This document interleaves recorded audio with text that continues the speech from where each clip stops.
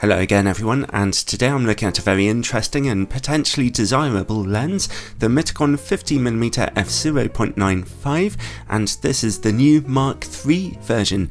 I've tested it before on another mirrorless camera mount, the smaller Sony E-mount, but this time I want to test a new Nikon Z mount version to see if there's any improvement. I'd like to thank Mitakon for sending me a review copy of this lens for testing, but as usual, this is a totally independent video. This is a full frame, manual focus, manual aperture lens with a very useful 50mm focal length, but of course its key selling point is that it offers a maximum aperture as incredibly bright as f/0.95. That's a little over twice as bright as f1.4. That's pretty exciting in a lens that costs around $800 US. It enables you to get incredibly deeply out of focus backgrounds which look like none other. f/0.95 should also let you get enough light for some incredibly fast shutter speeds, although I did have an opportunity to test it up against another f/0.95 lens on Nikon mount, Nikon's own 58mm f/0.95 Noct. The Nikon lens's light transmission was actually much better, as you can see here in the shutter speeds of these pictures, meaning that the Mitakon lens won't get you quite the fast shutter speeds you are hoping for. In that respect, it's more like an f1.2 lens. But your out of focus backgrounds will still be spectacularly soft here, so it's more of an artistic lens than anything else. And I should also at least mention that the Nikon lens costs literally 10 times the price of the Mitakon, which again highlights the value they're potentially offering here. The lens's size is a lot smaller than the Nikon lens too, as you can see here. In fact, it's relatively compact for a lens this bright. It's a little heavy though, at around 750 grams, and the filter thread size is 67mm. The build quality feels very solid and metallic. You can tell this thing is full of glass. The aperture control ring seems about the same as normal for a Mitakon lens. It turns very smoothly, well damped, revealing 11 straight cut iris blades.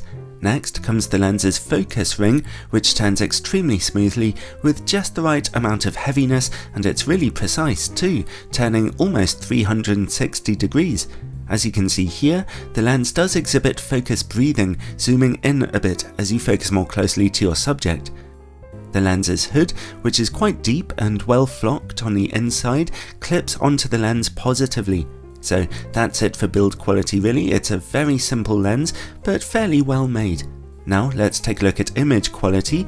I'm testing it here on a Nikon Z7 with its 45 megapixel full frame sensor. Right away, we can see it's hardly the sharpest lens in the world, but at f/0.95 you do get a reasonable level of detail being resolved in the middle. Contrast is very low though, so you'll want to add a load of it in editing. That ghosting on contrasting edges is pretty dreadful. I also noticed that at apertures wider than about f1.4, the lens gives a slightly blue colour cast. Corner image quality at f/0.95 is, well, it's that. No comment necessary. Stop down to f1.4 and there's only a tiny improvement in the corners. Back in the middle we see great sharpness now though, and very good contrast, although a hint of purple fringing is visible here on contrasting edges. f2 looks excellent now though, and over in the corners we are beginning to see a little more clarity. Stop down to f2.8 for a dramatic improvement in those corners though, as that softness is pushed right into the edges. f4, f5.6 and f8 all see gradual improvements which lead to spectacular image quality from corner to corner. It stays this sharp down to f11, although f16 sees a little softness emerging from the effects of diffraction. Overall, we can see that the lens offers very good image quality when stopped down to f2.8 or darker, but what really counts are the brightest apertures. At f/0.95, image quality in the middle is just about usable, although you'll have to add a lot of contrast in editing, warm up the colours a little, and keep your subject fairly close to the middle of the frame. It's not a good performance, but then it's an extreme aperture lens at a relatively reasonable price, so what do you expect? Let's take a look now at distortion and vignetting. The lens projects a moderate barrel distortion here, At f0.95, vignetting doesn't actually look particularly disturbing, but that's because it's falling so far into the image that it's darkened almost the entire picture. Remember that somewhat weak light transmission I mentioned earlier. At f1.4, we see more brightness, and at f2, a lot more brightness. Now, let's see about close-up image quality.